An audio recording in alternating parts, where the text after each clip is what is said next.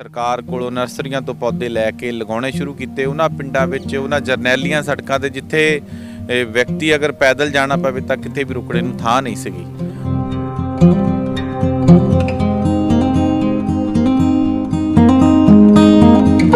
ਜਦੋਂ ਤੁਸੀਂ ਚੱਲਦੇ ਹੋ ਤੇ ਤੁਹਾਡਾ 10 ਵਿੱਚੋਂ 4 ਬੰਦੇ ਤੁਹਾਡੇ ਫੇਵਰ 'ਚ ਹੁੰਦੇ ਨੇ, 6 ਵਿਰੋਧ ਵਿੱਚ ਵੀ ਹੁੰਦੇ ਨੇ।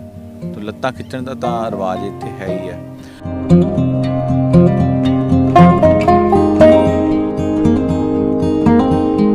ਕੋਈ ਵੀ ਫੀਲਡ ਤੁਸੀਂ ਲੈ ਲਓ, ਵਾਤਾਵਰਣ ਦੀ ਲੈ ਲਓ, ਕੋਈ ਕਲਾ ਦੀ ਲੈ ਲਓ, ਕੋਈ ਸਾਡਾ ਬੁੱਕਸ ਦੀ ਲੈ ਲਓ। ਸਾਡੀ ਜਿਹੜੀ ਸਟੱਡੀ ਆ, ਹੁਣ ਸਟੱਡੀ ਦੇ ਵਿੱਚ ਕੀ ਪੜ੍ਹਾਇਆ ਜਾਂਦਾ? ਮਿਰਜ਼ੇ ਦਾ ਕਿੱਸਾ। ਮਿਰਜ਼ਾ ਕੌਣ ਸੀ? ਸਾਡਾ ਨੌਜਵਾਨ ਜਿਹੜਾ ਉਹ ਮਿਰਜ਼ੇ ਨੂੰ ਪੜ੍ਹ ਕੇ ਕੀ ਕਰੇਗਾ? ਮਾਮੇ ਦੀ ਲੜਕੀ ਦੇ ਨਾਲ ਹੀ ਮਤਲਬ ਆਪਣਾ ਇਮੇਜਿਨ ਕਰੇਗਾ ਕਿ ਮੇਰੀ ਸ਼ਾਦੀ ਇਹਦੇ ਨਾਲ ਹੋ ਜਾਵੇ। ਉਹਨੂੰ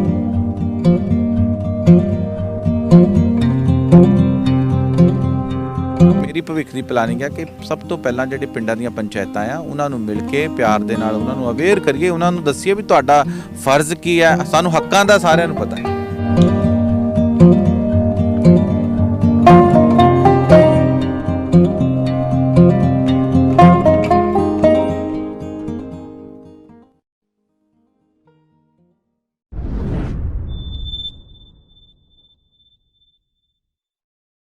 ਹਿੰਦ ਜਾਗਰਤੀ ਹੈਡਲਾਈਨ ਦੇਖ ਰਹੇ ਸਾਰੇ ਦਰਸ਼ਕਾਂ ਦਾ ਸਵਾਗਤ ਹੈ। ਮੈਂ ਨਵੀਨ ਕੁਮਾਰ। ਅੱਜ ਅਸੀਂ ਮੌਜੂਦ ਹਾਂ ਸ਼ਹਿਰ ਜਲੰਧਰ ਦੇ ਵਿੱਚ।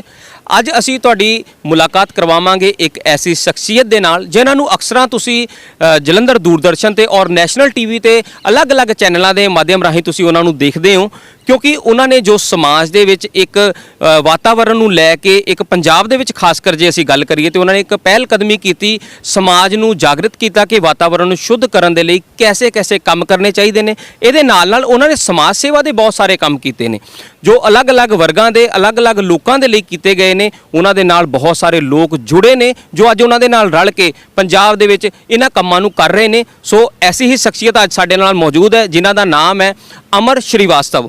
ਵੈਸੇ ਤਾਂ ਇਹ ਨਾਮ ਪੂਰੇ ਪੰਜਾਬ ਦੇ ਲਈ ਇੱਕ ਜਾਣਿਆ ਪਹਿਚਾਣਿਆ ਨਾਮ ਹੈ, ਪਰ ਅੱਜ ਅਸੀਂ ਉਹਨਾਂ ਦੇ ਨਾਲ ਤੁਹਾਨੂੰ ਉਹਨਾਂ ਦਾ ਤਾਰੁਫ ਕਰਵਾਵਾਂਗੇ ਤੇ ਉਹਨਾਂ ਦੀ ਨਿੱਜੀ ਜ਼ਿੰਦਗੀ ਦੇ ਬਾਰੇ ਅੱਜ ਅਸੀਂ ਚਰਚਾ ਕਰਾਂਗੇ ਔਰ ਉਹਨਾਂ ਨੇ ਆਪਣੇ ਜੀਵਨ ਦੇ ਵਿੱਚ ਕੀ ਕੀਤਾ ਹੈ, ਕੀ ਕਰਨ ਦੀ ਪਲੈਨਿੰਗ ਹੈ ਔਰ ਆਉਣ ਵਾਲੇ ਟਾਈਮ ਦੇ ਵਿੱਚ ਕੀ ਕਰਨਾ ਚਾਹੁੰਦੇ ਨੇ। ਤੇ ਆਓ ਗੱਲ ਕਰਦੇ ਹਾਂ ਅਮਰ ਸ਼੍ਰੀਵਾਸਤਵ ਜੀ ਦੇ ਨਾਲ।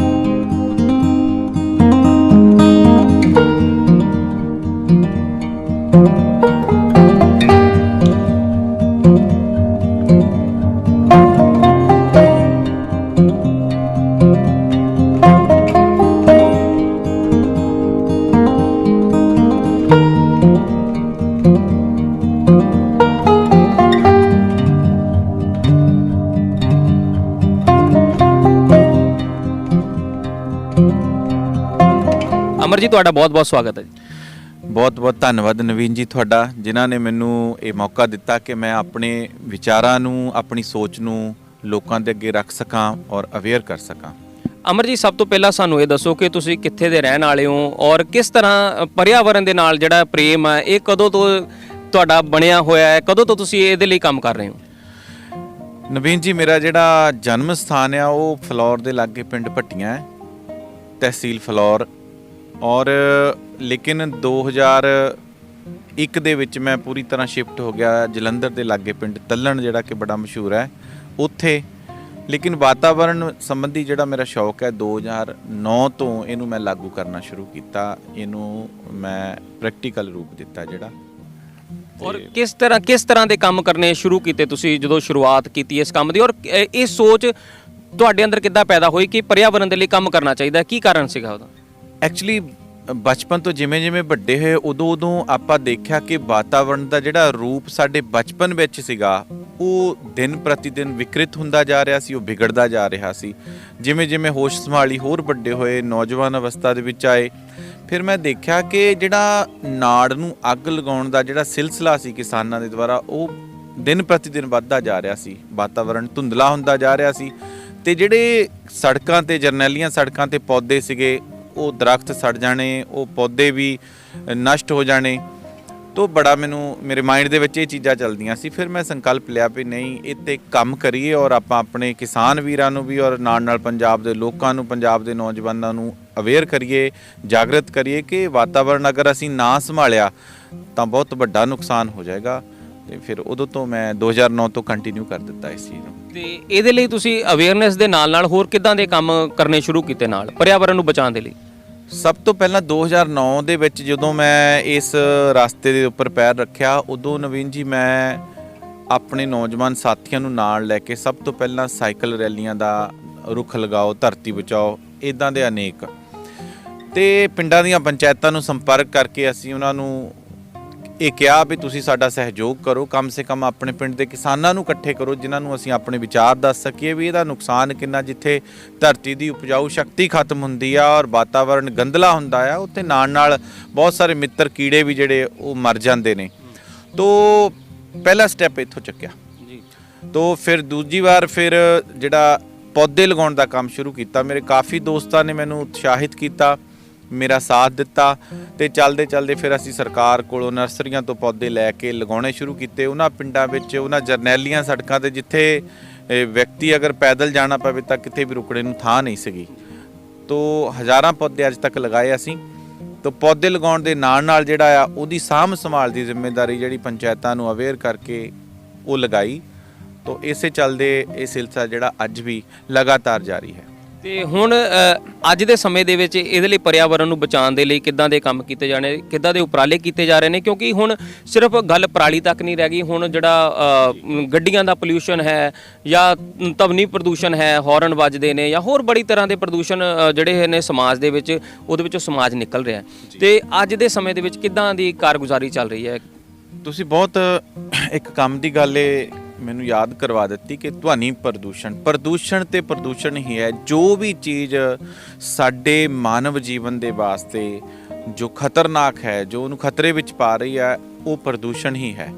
ਪ੍ਰਦੂਸ਼ਣ ਗੱਲਾਂ ਦਾ ਵੀ ਹੋ ਸਕਦਾ ਹੈ, ਪ੍ਰਦੂਸ਼ਣ ਅਸ਼ਲੀਲ ਗੀਤਾਂ ਦਾ ਵੀ ਹੋ ਸਕਦਾ ਹੈ, ਪ੍ਰਦੂਸ਼ਣ ਅਸ਼ਲੀਲ ਫਿਲਮਾਂ ਦਾ ਵੀ ਹੋ ਸਕਦਾ ਹੈ, ਪੋਲੂਸ਼ਨ ਜਿਹੜਾ ਲੜਾਈ ਦਾ ਵੀ ਹੋ ਸਕਦਾ ਹੈ, ਔਰ ਗੱਡੀਆਂ ਦਾ ਜਿਹੜਾ ਧੂੰਆਂ ਉਹ ਤਾਂ ਹੈ ਹੀ। ਤੋਂ ਮੇਰੀ ਸਾਈਕਲ ਰੈਲੀ ਕੱਢਣ ਦੇ ਪਿੱਛੇ ਜਿਹੜਾ ਮਕਸਦ ਸੀਗਾ, ਮੈਂ ਖੁਦ ਵੀ ਹੁਣ ਵੀ ਬਹੁਤ ਸਾਰਾ ਸਾਈਕਲ ਚਲਾ ਲੈਂਦਾ ਹਾਲੇ ਵੀ, ਹਾਲਾਂਕਿ ਪਰਮਾਤਮਾ ਦੀ ਕਿਰਪਾ ਚਲੋ ਮੇਰੇ ਦੋਸਤਾਂ ਕੋਲ, ਮੇਰੇ ਕੋਲ ਗੱਡੀਆਂ ਵੀ ਨੇ, ਲੇਕਿਨ ਪਹਿਲ ਸਾਈਕਲ ਨੂੰ ਦਿੱਤੀ ਜਾਂਦੀ। ਜਾਂ ਪੈਦਲ ਰਸਤੇ ਨੂੰ ਅਗਰ ਥੋੜ੍ਹਾ ਲਾਗੇ ਜਾਣਾ ਤਾਂ ਪੈਦਲ ਵੀ ਚਲੇ ਜਾਈਦਾ। ਔਰ ਜਿੰਨਾ ਹੋ ਸਕੇ ਇਹ ਉਪਰਾਲਾ ਰਹਿੰਦਾ ਕਿ ਅਸੀਂ ਬਾਕੀਆਂ ਨੂੰ ਇਹ ਮੈਸੇਜ ਦੇ ਸਕੀਏ, ਸੁਨੇਹਾ ਦੇ ਸਕੀਏ ਬਈ ਜਿਹੜਾ ਗੱਡੀ ਦੀ ਵਰਤੋਂ ਘੱਟ ਤੋਂ ਘੱਟ ਕੀਤੀ ਜਾਣੀ ਚਾਹੀਦੀ ਆ। ਔਰ ਸਮੇਂ-ਸਮੇਂ 'ਤੇ ਉਹਦਾ ਜਿਹੜਾ ਪੋਲਿਊਸ਼ਨ ਚੈੱਕ ਕਰਾਉਣ ਦੇ ਨਾਲ ਲੋਕ ਕੀ ਕਰਦੇ ਨੇ ਕਿ ਚੈੱਕ ਤਾਂ ਕਰਵਾ ਲੈਂਦੇ ਨੇ, ਲੇਕਿਨ ਪੋਲਿਊਸ਼ਨ ਕਿੰਨਾ ਵਧਿਆ ਉਹਨਾਂ ਨੂੰ ਕੋਈ ਮਤਲਬ ਨਹੀਂ ਹੈ। ਇੱਕ ਸਰਟੀਫਿਕੇਟ ਰੱਖ ਲਿਆ ਵੀ ਚੈੱਕ ਕਰਵਾਇਆ ਹੋਇਆ। ਉਹ ਅਸੀਂ ਇਹ ਚਾਹੁੰਦੇ ਹਾਂ ਕਿ ਬਈ ਪ੍ਰਦੂਸ਼ਣ ਨੂੰ ਕੰਟਰੋਲ 'ਚ ਰੱਖਿਆ ਜਾ ਸਕੇ। ਜਿੰਨਾ ਘੱਟ ਹੋ ਸਕੇ ਮੋਟਰਸਾਈਕਲ ਦੀ ਵਰਤੋਂ, ਜਿੰਨੀ ਘੱਟ ਹੋ ਸਕੇ ਕਾਰ ਦੀ ਵਰਤੋਂ ਕਰਨੀ ਚਾਹੀਦੀ ਹੈ, ਸਾਈਕਲ ਦੀ, ਜਿਹਦੇ ਨਾਲ ਸਾਡੀ ਫਿਟਨੈਸ ਵੀ ਬਣੀ ਰਹਿੰਦੀ ਹੈ ਬਾਡੀ ਦੀ, ਔਰ ਪ੍ਰਦੂਸ਼ਣ ਵੀ ਘੱਟ ਹੁੰਦਾ ਹੈ। ਤੁਸੀਂ ਜਿੱਦਾਂ 2009 ਤੋਂ ਤੁਸੀਂ ਇਹ ਕੰਮ ਕਰਨਾ ਸ਼ੁਰੂ ਕੀਤਾ ਪਰਿਆਵਰਣ ਦੇ ਲਈ, ਉਸ ਤੋਂ ਬਾਅਦ ਤੁਹਾਨੂੰ ਤੁਹਾਡੇ ਕੰਮ ਨੂੰ ਦੇਖ ਕੇ ਪੰਜਾਬ ਸਰਕਾਰ ਵੱਲੋਂ ਵੀ ਤੁਹਾਨੂੰ ਸਨਮਾਨਿਤ ਕੀਤਾ ਗਿਆ। ਇਹ ਕਿੱਦਾਂ ਸਾਰਾ ਸਵਾਬ ਕਿੱਦਾਂ ਬਣਿਆ ਜੀ?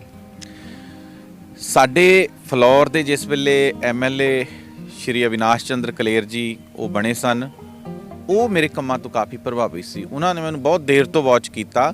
ਮੈਨੂੰ ਸਾਈਕਲ ਚਲਾਉਂਦੇ ਨੂੰ ਉਹਨਾਂ ਨੇ ਦੇਖਿਆ, ਮੈਨੂੰ ਪੌਦੇ ਲਗਾਉਂਦੇ ਨੂੰ ਉਹਨਾਂ ਨੇ ਦੇਖਿਆ, ਮੈਨੂੰ ਈਵਨ ਕਿ ਜਿਹੜੇ ਮੇਰਾ ਫਰੈਂਡ ਸਰਕਲ ਸੀ ਜਾਂ ਬਾਜ਼ਾਰਾਂ ਦੇ ਵਿੱਚ ਜਾ ਕੇ ਲੋਕਾਂ ਨੂੰ ਇਹ ਅਵੇਅਰ ਕਰਦੇ ਦੇਖਿਆ ਵੀ ਗੱਡੀ ਦੀ ਵਰਤੋਂ ਘੱਟ ਤੋਂ ਘੱਟ ਹੋਣੀ ਚਾਹੀਦੀ। ਇਹਦੇ ਨਾਲ ਜਿੱਥੇ ਸਾਡੀ ਟ੍ਰੈਫਿਕ ਸਮੱਸਿਆ ਜਿਹੜੀ ਸੋਲਵ ਹੁੰਦੀ ਆ, ਉੱਥੇ ਨਾਲ ਹੀ ਪ੍ਰਦੂਸ਼ਣ ਵੀ ਘਟਦਾ ਤੇ ਤੁਹਾਡੀ ਬਾਡੀ ਫਿੱਟ ਰਹਿੰਦੀ ਆ। ਉਹ ਫਿਰ ਜਦੋਂ ਮੇਰੇ ਘਰ ਆਏ ਤਾਂ ਉਹਨਾਂ ਨੇ ਇਹ ਉਪਰਾਲਾ ਕੀਤਾ। ਉਹ ਕਹਿੰਦੇ ਵੀ ਨਹੀਂ, ਜੋ ਅੱਛੇ ਲੋਕ ਨੇ ਉਹਨਾਂ ਨੂੰ ਅੱਗੇ ਆਉਣਾ ਚਾਹੀਦਾ, ਸਰਕਾਰ ਵੱਲੋਂ ਉਹਨਾਂ ਨੂੰ ਪ੍ਰੋਤਸਾਹਨ ਦੇਣਾ ਚਾਹੀਦਾ, ਉਹਨਾਂ ਨੂੰ ਉਤਸ਼ਾਹਿਤ ਕਰਨਾ ਚਾਹੀਦਾ। ਫਿਰ ਉਹਨਾਂ ਨੇ ਮੈਨੂੰ 2016 ਦੇ ਵਿੱਚ ਗਣਤੰਤਰ ਦਿਵਸ ਦੇ ਮੌਕੇ ਤੇ ਸਟੇਡੀਅਮ ਦੇ ਵਿੱਚ ਸਨਮਾਨਿਤ ਕਰਵਾਇਆ ਸੀ।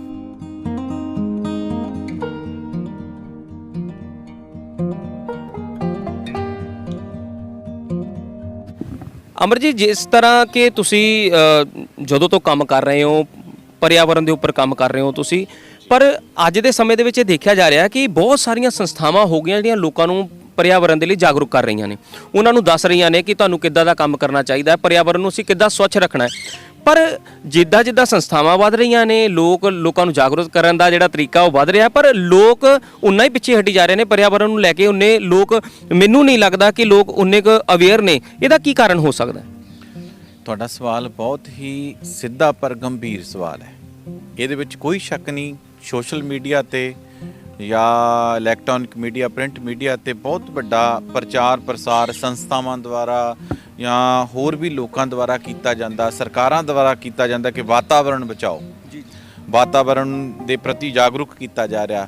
ਲੇਕਿਨ ਪ੍ਰੈਕਟੀਕਲ ਕਿਤੇ ਨਹੀਂ, ਗਰਾਊਂਡ ਲੈਵਲ ਤੇ ਕਿਤੇ ਨਜ਼ਰ ਨਹੀਂ ਆ ਰਿਹਾ। ਤੋ ਇਹਦੇ ਬਾਰੇ ਜਿੱਥੋਂ ਤੱਕ ਮੈਂ ਸੋਚਦਾ ਨਵੀਨ ਜੀ, ਵੀ ਸਾਡਾ ਜਿਹੜਾ ਮਾਨਸਿਕਤਾ ਹੈ ਅੱਜ ਦੇ ਨੌਜਵਾਨ ਦੀ ਕਹਿ ਲਓ, ਉਹ ਮਾਨਸਿਕਤਾ ਦੇ ਧਰਾਤਲ ਦੇ ਉੱਪਰ ਜਿਹੜਾ ਆ ਬੀਜ ਬੋਣਾ ਸੀ ਜਾਗਰਤੀ ਦਾ, ਉਹ ਕੋਈ ਬੀਜ ਬੋ ਨਹੀਂ ਪਾਇਆ।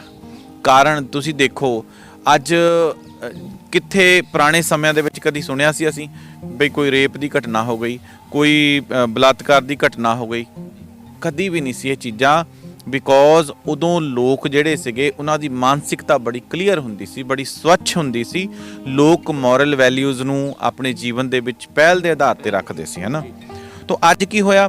ਅੱਜ ਸਾਡੀ ਮਾਨਸਿਕਤਾ ਵਿਕਰਿਤ ਹੋ ਗਈ ਇਹਨਾਂ ਗੀਤਾਂ ਦੇ ਦੁਆਰਾ। ਤੁਸੀਂ ਦੇਖੋ, ਕੋਈ ਮੈਨੂੰ ਕਲਾਕਾਰ ਕੱਢ ਕੇ ਦਿਖਾਓ, ਇੱਕ ਗਿਣਤੀ ਦੇ ਜਿਹੜੇ 1-2 ਗੀਤਾਂ ਨੂੰ ਛੱਡ ਕੇ ਵੀ ਕਿਸੇ ਨੇ ਵਾਤਾਵਰਣ ਤੇ ਗੀਤ ਗਾਇਆ ਹੋਵੇ, ਕਿਸੇ ਨੇ ਲੜਕੀ ਦੀ ਇੱਜ਼ਤ ਤੇ ਗੀਤ ਗਾਇਆ ਹੋਵੇ। ਜਿਹੜਾ ਵੀ ਗੀਤ ਗਾਉਂਦਾ ਉਹ ਲੜਕੀ ਦੇ ਅੰਗਾਂ ਦੇ ਉੱਪਰ ਗਾਉਂਦਾ ਹੈ, ਲੜਕੀ ਦੇ ਸੁਹੱਪਣ ਦੇ ਉੱਪਰ ਗਾਉਂਦਾ ਆ। ਕੋਈ ਦੇਸ਼ ਭਗਤੀ ਦਾ ਗੀਤ ਨਹੀਂ ਆ ਰਿਹਾ ਹਾਲ ਦਾ। ਜੇ ਕੋਈ ਧਰਮ ਦੇ ਆਧਾਰ ਤੇ ਗੀਤ ਆਉਂਦਾ ਹੈ ਤੇ ਉਹ ਜਾਤੀਵਾਦ ਨੂੰ ਬੜਾਵਾ ਦਿੰਦਾ ਆ। ਤੋ ਸਾਡੀ ਮਾਨਸਿਕਤਾ ਜਿਹੜੀ ਜਦੋਂ ਵਿਗੜਨ ਦੇ ਨਾਲ ਸਾਡੇ ਵਿਚਾਰ ਜਿਹੜੇ ਸੀਗੇ ਉਹ ਵਿਕਰਿਤ ਹੋ ਗਏ। ਉਹ ਵਿਕਰਿਤ ਹੋਣ ਦੇ ਨਾਲ ਅੱਜ ਸਾਡੇ ਪ੍ਰਧਾਨ ਮੰਤਰੀ ਜੀ ਨੇ ਸਵੱਛ ਭਾਰਤ ਅਭਿਆਨ ਦਾ ਜਿਹੜਾ ਅਭਿਆਨ ਚਲਾਇਆ, ਤੁਸੀਂ ਦੇਖੋ ਕਿੰਨਾ ਉਹਦੇ ਤੇ ਪੈਸਾ ਖਰਚ ਆਉਂਦਾ, ਕਿੰਨੇ ਲੋਕ ਅਵੇਅਰ ਕਰਨ ਲੱਗੇ। ਲੇਕਿਨ ਪ੍ਰੈਕਟੀਕਲ ਕਿੱਥੇ? ਲੋਕ ਜਿੱਥੇ ਖਾਂਦੇ ਨੇ ਉੱਥੇ ਹੀ ਸੁੱਟ ਦਿੰਦੇ ਨੇ। ਤੋ ਕਾਰਨ ਇਹਦੇ ਪਿੱਛੇ ਸਾਡੀ ਵਿਗੜੀ ਹੋਈ ਮਾਨਸਿਕਤਾ ਆ। ਮੈਂ ਇਹਦੇ ਤੇ ਵੀ ਕਾਫੀ ਵਰਕ ਕੀਤਾ ਕਿ ਕਿਉਂ ਨਾ ਜੜ ਤੋਂ ਇਸ ਚੀਜ਼ ਨੂੰ ਖਤਮ ਕੀਤਾ ਜਾ ਸਕੇ। ਅਸੀਂ ਅਸ਼ਲੀਲਤਾ ਦੇ ਉੱਪਰ ਕਾਫੀ ਰੈਲੀਆਂ ਕੱਢੀਆਂ, ਗੀਤਾਂ ਦੇ ਖਿਲਾਫ ਕਾਫੀ ਮੈਮੋਰੈਂਡਮ ਆਪਣੇ ਡਿਪਟੀ ਕਮਿਸ਼ਨਰਾਂ ਨੂੰ, ਵੱਖ-ਵੱਖ ਜਿਹੜੇ ਜ਼ਿਲ੍ਹਿਆਂ ਦੇ ਸੀ ਉਹਨਾਂ ਨੂੰ ਦਿੱਤੇ ਕਿ ਬਈ ਇਹਨਾਂ ਤੇ ਕਿਉਂ ਨਹੀਂ ਤੁਸੀਂ ਪਾਬੰਦੀ ਲਗਾਉਂਦੇ? ਤੁਸੀਂ ਚੋਰ ਨੂੰ ਮਾਰਨ ਦੀ ਬਜਾਏ ਚੋਰ ਦੀ ਮਾਂ ਨੂੰ ਕਿਉਂ ਨਹੀਂ ਮਾਰਦੇ ਹੈਗੇ? ਜਿੱਥੋਂ ਸਾਡੇ ਵਿਚਾਰ ਉਤਪੰਨ ਹੁੰਦੇ ਨੇ, ਵਿਚਾਰ ਉਤਪੰਨ ਹੋ ਕੇ ਫਿਰ ਉਹ ਪ੍ਰੈਕਟੀਕਲ ਹੁੰਦਾ ਤੇ ਫਿਰ ਐਸੀਆਂ ਘਟਨਾਵਾਂ ਜਿਹੜੀਆਂ ਉਹ ਵਾਪਰਦੀਆਂ ਨੇ। ਉਹ ਐਸੇ ਗੀਤ ਸ਼ਰੇਆਮ ਜਿਹੜੇ ਸਾਡੇ ਵਾਹੀਕਲ ਆ ਉਹਦੇ ਉੱਤੇ ਵੱਜਦੇ ਨੇ, ਬੱਸਾਂ ਵਿੱਚ ਵੱਜਦੇ ਨੇ ਨਵੀਨ ਜੀ, ਕੋਈ ਨਹੀਂ ਰੋਕਦਾ। ਮਤਲਬ ਚਲਾਨ ਉਹ ਇੱਕ ਹੀ ਚੀਜ਼ ਦਾ ਹੁੰਦਾ ਵੀ ਮੋਟਰਸਾਈਕਲ ਦੇ ਤੁਸੀਂ ਹੈਲਮਟ ਲਿਆ ਕਿ ਨਹੀਂ ਲਿਆ, ਜਾਂ 1-2 ਡਾਕੂਮੈਂਟ ਦਿਖਾਓ, ਅਦਰਵਾਈਜ਼ ਕੀ ਇਹਦਾ ਚਲਾਨ ਨਹੀਂ ਹੋਣਾ ਚਾਹੀਦਾ। ਤੋ ਇਹਦੇ ਤੇ ਅਸੀਂ ਤਾਂ ਕੰਮ ਕਰਦੇ ਪਏ ਹਾਂ, ਲੇਕਿਨ ਥੋੜਾ ਜਿਹਾ ਮੈਂ ਸਮਝਦਾ ਸਰਕਾਰ ਨੂੰ ਵੀ ਇਸ ਪ੍ਰਤੀ ਸਖਤ ਹੋਣਾ ਪਏਗਾ। ਬਿਲਕੁਲ, ਇਹ ਗੱਲ ਤੁਹਾਡੀ ਮੈਨੂੰ ਬਿਲਕੁਲ ਸਹੀ ਲੱਗੀ ਹੈ, ਕਿਉਂਕਿ ਹਾਈ ਕੋਰਟ ਨੇ ਵੀ ਪਿੱਛੇ ਇੱਕ ਐਲਾਨ ਕੀਤਾ ਸੀਗਾ ਕਿ ਜਿਹੜਾ ਹਥਿਆਰਾਂ ਦੇ ਉੱਪਰ ਗਾਣੇ ਗਾਏਗਾ ਜਾਂ ਅਸ਼ਲੀਲ ਗਾਣੇ ਗਾਏਗਾ, ਅਸ਼ਲੀਲਤਾ ਦਿਖਾਏਗਾ ਗਾਣਿਆਂ ਦੇ ਵਿੱਚ, ਉਹਦੇ ਉੱਪਰ ਕਾਨੂੰਨੀ ਕਾਰਵਾਈ ਹੋਗੀ। ਪਰ ਇਹ ਸਾਡਾ ਦੁਰਭਾਗਯ ਕਹਿ ਸਕਦੇ ਹਾਂ ਵੀ ਉਹਦੇ ਤੇ ਕੋਈ ਕਾਰਵਾਈ ਨਹੀਂ ਹੋਈ, ਨਾ ਕੋਈ ਕਰ ਰਿਹਾ। ਉਹ ਗੀਤ ਵੀ ਵੈਸੇ ਹੀ ਆ ਰਹੇ ਨੇ ਔਰ ਸਭ ਕੁਝ ਵੈਸੇ ਹੀ ਚੱਲ ਰਿਹਾ। ਇਹ ਬੜੀ ਇੱਕ ਗੰਭੀਰ ਸਮੱਸਿਆ ਹੈ। ਬਿਲਕੁਲ ਜੀ, ਬਿਲਕੁਲ।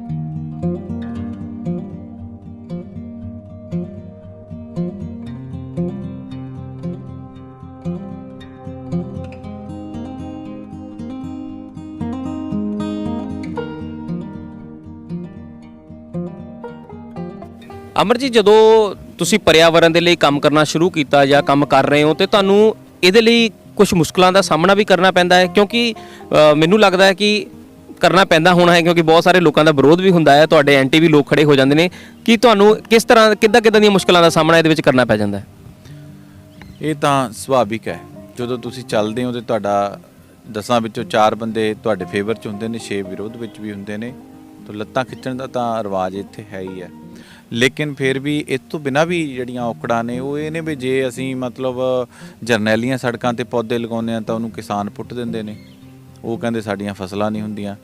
ਜੇ ਮਤਲਬ ਪਿੰਡਾਂ 'ਚ ਲਗਾਉਂਦੇ ਆ ਜਾਂ ਖੇਤਾਂ ਦੇ ਕਿਨਾਰੇ ਲਗਾਉਂਦੇ ਆ ਤੇ ਉਹ ਗੁੱਜਰਾਂ ਦੇ ਜਿਹੜੇ ਪਸ਼ੂ ਨੇ, ਪਸ਼ੂਆਂ ਦਾ ਬਾਗ ਆਉਂਦਾ ਉਹ ਨਸ਼ਟ ਕਰ ਦਿੰਦਾ। ਹੁਣ ਕਿਤੇ FIR ਕਰਵਾਵੇ ਬੰਦਾ, ਹੈ ਨਾ, ਇਹ ਤਾਂ ਪੰਚਾਇਤਾਂ ਦੀਆਂ ਜ਼ਿੰਮੇਵਾਰੀਆਂ ਆ ਜਾਂ ਸਰਕਾਰ ਦੇ।